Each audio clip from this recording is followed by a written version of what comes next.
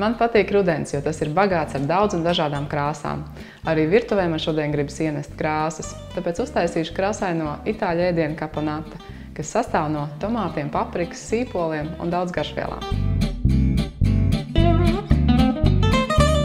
Un šīs dienas krāsainajam ēdienam ir nepieciešami tomāti. Un tiem ir, protams, jānoņem ādiņi. Iegriežu, kā jau jums iepriekš esmu rādījusi, krustiņus tomātu apakšiņās un aplēju ar verdošu ūdeni. Tomāti kādu brīdi pastāvēs tagad verdošā ūdenī, lai pēc tam būtu vieglāk noņemt miziņu, bet es pa to laiku ņemu no krāsnes ārā jau iepriekš apcepto papriku, kuru esmu apbārstījusi ar sāli un pārlējusi nedaudz eļļu. Cepu 180 grādos, kamēr tā ir mīksta. Paprika ir apcepusies, un šeit pat uz pannas ir arī kartupeļi, bet ko dara kartupeļu uz pannas, es jums pastāstīšu vēlāk. Pagaidām, lai viņi pastāv. Tagad paprikai un tomātiem noņem miziņu. Ja jums nenāk miza no paprikas nost, tad to var ielikt uz kādu mirklīti plēvē un paturēt, jo tad ar tvaiku šī miza nonāks ātrāk. Bet manai paprikai tā nāk nost ļoti labi, tāpēc man plēvē likt nav nepieciešams. Un pašā sākumā aizmirst pateikt, ka šim ēdienam ļoti svarīgi ir ņemt krāsainu papriku, tāpēc esmu izvēlējusies gan sarkanu, gan zeltainu, gan oranžu.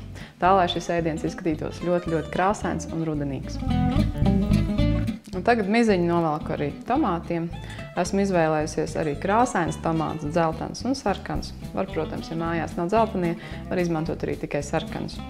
Un šo ēdienu, kur es jums tagad rādu, var izmantot gan uzkodās, gan pie pamatēdiena, gan arī ielikt burciņās un saglabāt ziemai.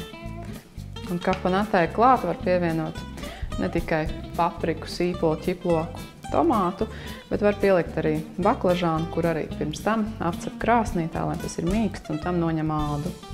Un tagad nomizotos papriku un tomātus sasmalcinu, bet katliņā jau lieku karstēt eļļu un apcepšu tur sasmalcināts ķiploks un sīpols.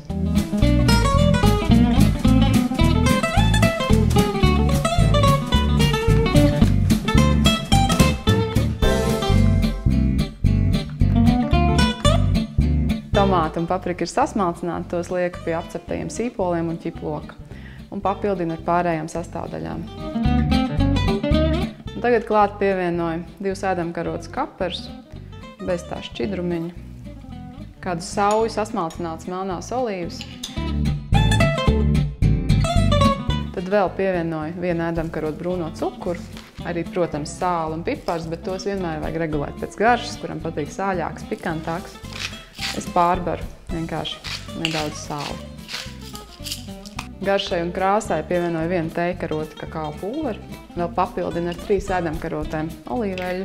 Šeit vajag ļoti labu olīveļu, tā lai garša būtu labāka. Un kā konservants šim visam būs balzāmetiķis, to pievienoju arī 3 ēdamkarotes.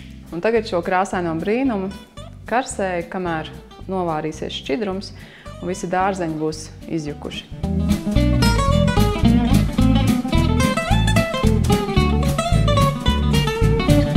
Liekais šķidrums ir novārījies, visas garšas ir kārtīgi sadzīvojušās kopā. Vēl vārīšanās laikā pa vidu pievienoju arī sasmalcinātus zaļumus, baziliku un pētersīļus. Tagad 1 daļu no caponatas lieku burkā un to atdzesēju, un tad jau var likt leduskapī un taisīt vaļā kaut vai pēc mēneša vai 2. Nu, lūk, tas ir kaut kas līdzīgs mūsu pašu vīriešu zaptē, kur parasti taisa uz ziemu. Šī ir tikai vīriešu zapte itāļu stilā.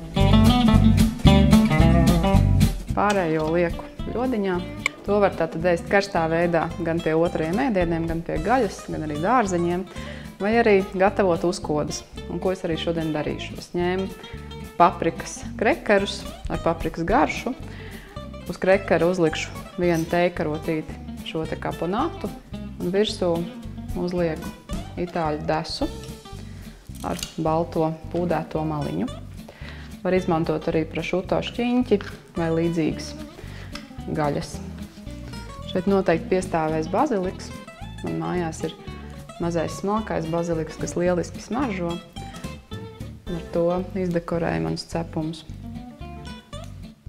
Un tad vēl man ir saglabājušies kartupeļi, pa kuriem jau es iepriekš jums stāstīju. Tos kopā ar papriku apcepu krāsnī, arī pārslakot ar eļļu un nedaudz sāli. Un šie kaponatu salāti lieliski der ar krāsnī ceptiem kartupeļiem, gan karstā, gan augstā veidā. Uz kartupeļu tātad uzlieku arī vienu tēkarotu šos salātus un arī izdekorēju ar baziliku.